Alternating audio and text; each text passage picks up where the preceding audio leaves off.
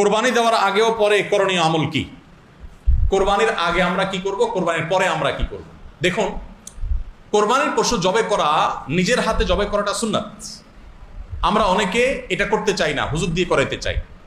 ভালো করে ছুরি ধার দিয়ে আপনি যদি কোরবানি করতে চান, খুব সহজ নিয়ম। কিভাবে কোরবানি করবেন? কোরবানির পশুকে শোয়াইলেন, পশ্চিমমুখী করে শোয়াইলেন, শোয়ানোর পর ভালো করে শক্ত করে সবাই ধরলো, মজবুত করে। এরপর খুব আগে থেকে ভালো করে উত্তম রূপে ছুরি ধার দিয়ে নিতে হবে।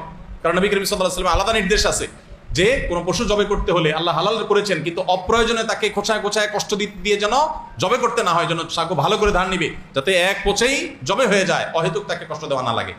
হুজুর বরং 10টা গরু যখন জবাই করে, হুজুরের ওই ছুরি একটা দিয়া 2টা 3টা করার পরে কিন্তু ছুরির অবস্থা কাহিল হয়ে যায়। এরপরে হুজুর শুধু খোঁচাইতে থাকে, পোষাইতে থাকে, জবাই আর হয় না, আর শক্তিও তো ক্ষয় হয়ে যায়। যেন নিজের পশু নিজে জবাই করলে উত্তম।